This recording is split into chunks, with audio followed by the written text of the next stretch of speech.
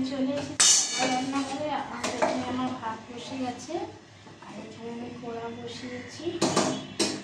আর আমার হবে গাঁটি কচু কেটে নিয়েছি, গাঁটি কচু দিয়ে আর চিংড়ি মাছ দিয়ে তরকারি হবে।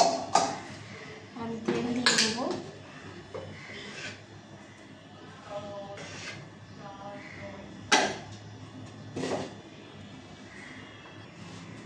আমি জিরে ফোড়ন দিয়ে দিচ্ছি, আর দুটো তেজপাতা দিয়ে দিচ্ছি, আর দিয়ে দেবো পেঁয়াজ।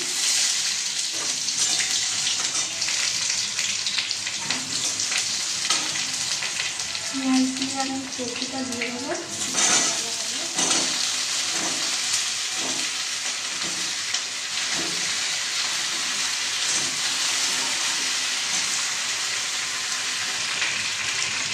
তো ওই কচু ভাজা হয়ে গেছে কচু, আর আমি কাঁচা লঙ্কা দিয়ে দেবো, আর নুন দিয়ে দেবো, হলুদ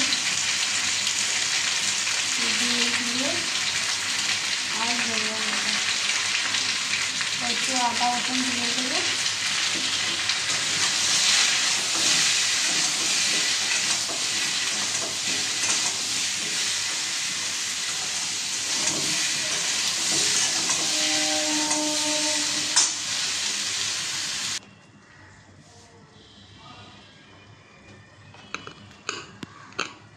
তো আমার ভাত হয়ে গেছে, আর লাগিয়ে নেবো। আর এখানে আমি চিংড়ি মাছ নিয়ে নিয়েছি, চিংড়ি মাছগুলো দিয়ে দেবো কচুতে।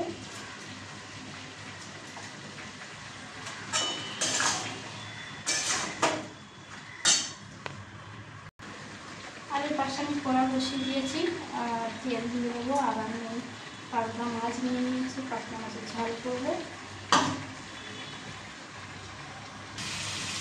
তেল গরম হয়ে গেছে, আর আমি পাতলা মাছটা ছেড়ে দেবো।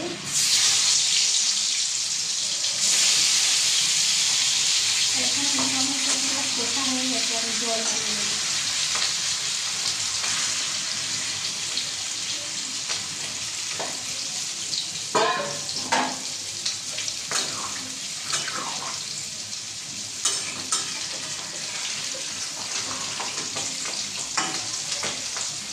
গাঁটি কচু দিয়ে মাছ দিয়ে তরকারি।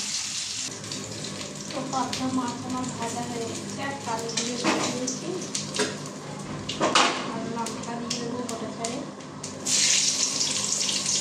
আর এখানে টমেটো কুচি করে রেখেছি,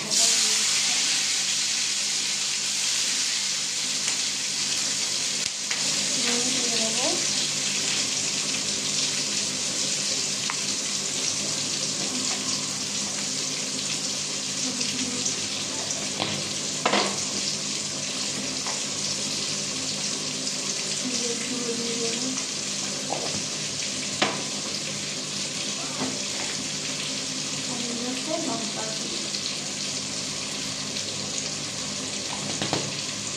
এবারে সব কিছু দিয়ে এবারে আমি এটাকে কষতে থাকবো। আমি জল দিয়ে দেবো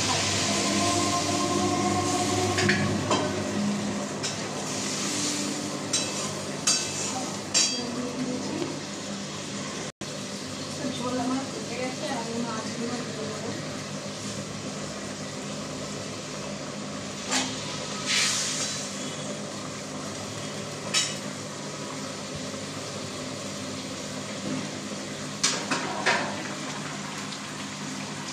কচুটা দেখো আমার হয়ে এসছে, আর একটু বাকি আছে।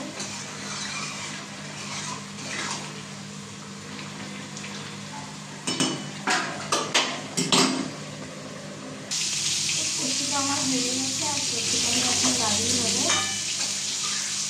দেখো আমার কচু হয়ে গেছে, একদম সিদ্ধ হয়ে গেছে। তো আমার মাছের ঝোল হয়ে গেছে, আর আমি লাগিয়ে নিলাম। তো আমার এখানে রান্না শেষ। তো আমার রান্না শেষ হয়ে গেছে, আর আমি ভাত বেড়ে নিয়েছি। এই আমার ভাত, আর এখানে মাছের ঝোল আছে। আর রান্না যদি ভালো লেগে থাকে কমেন্ট করো, শেয়ার করো। টাটা।